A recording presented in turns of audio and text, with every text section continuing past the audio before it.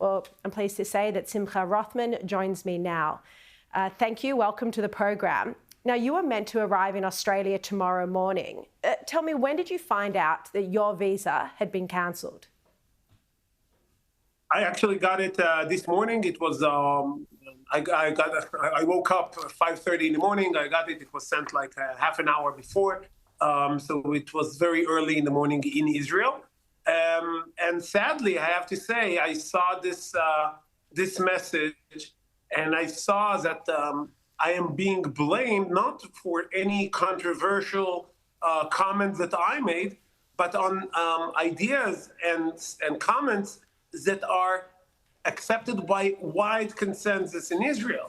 It's not about any controversial issue. It's about me saying that Israel should eliminate Hamas, that Hamas is bad and Israel is good, that anyone who wants to side with the good should be with Israel, or that a Palestinian state is a danger to the state of Israel, and it will be a huge prize for terror. Those views are accepted by, I passed resolutions in the Knesset with 2/3 of the Knesset approving those ideas. So it's not against me, it's against the state of Israel and actually against the Jewish people as I see it. Well, I asked Tony Burke why he'd cancelled your visa, and his office gave me a statement. I'm going to read it to you. It says, "Our government takes a hard line on people who seek to come to our country and spread division. If you are coming to Australia to spread a message of hate and division, we don't want you here." He's saying to you that you were planning to spread a message of hate and division and that we don't want you here. What is your response to this? I saw many people in Australia chanting in the streets, "From the river to the sea, Palestine would be free." I would think this is a message of hate and division that calls for the destruction of the state of Israel and for genocide of Jews. That's a message of hate and destruction. I did not see the government of Australia doing anything against those messages. A message that says that Hamas is bad and Israel is good. Anyone who watched the videos from October 7th should not call this message a hate and hate or division. That's reality. That's truth. That's common sense. Not hate, not division.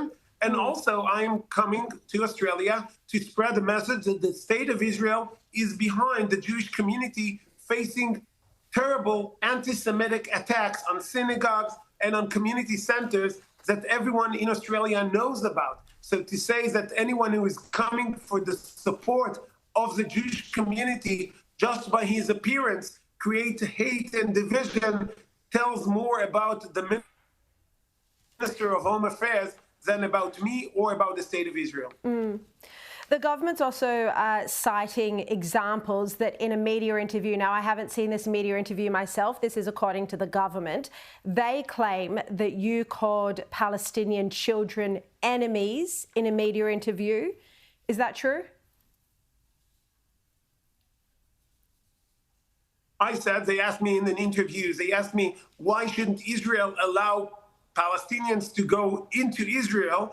And I said, of course, the Palestinians are enemies and they are trying to invade Israel. We all saw it. By the way, we saw many people who were technically children that participated in October 7th events. We saw children that were taught from age 0, by the way, through funding that came from Australia and other countries to kill all Jews at sight. I think that to say that to allow them inside Israeli borders, that's insanity. I don't think that's something of a controversial, definitely not in Israel and not for anyone who in his right mind. I think that to say that Israel is facing the most terrible enemies, that teaches his children from kindergarten to kill all Jews at sight. We saw it. We saw that we heard the phone calls of a person. I don't know if a person is the right name for the monsters that came into Israel and calls home and brags to his younger child that he killed 10 Jews and the young children that taught from age 0 to hate and to kill all Jews. Yes, they were corrupted by Hamas and by this Nazi ideology, and anyone who's facing it, he's now being blamed of hate and division, not the people who are supporting Hamas, but people who are against Hamas, who are against raping of innocent civilians, who are against raping of women and children and beheading of children.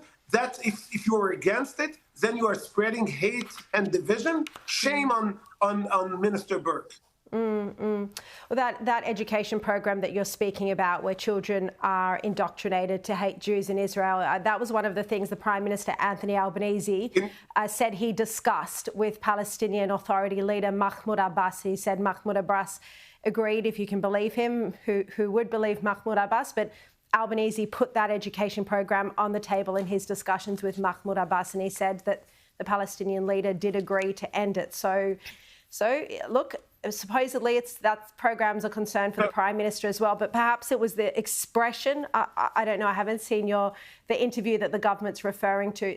But Simcha Rothman, thank you for coming on the show tonight. I'm sorry your visa has been cancelled. Appreciate your time. Thank you. Thank you very much.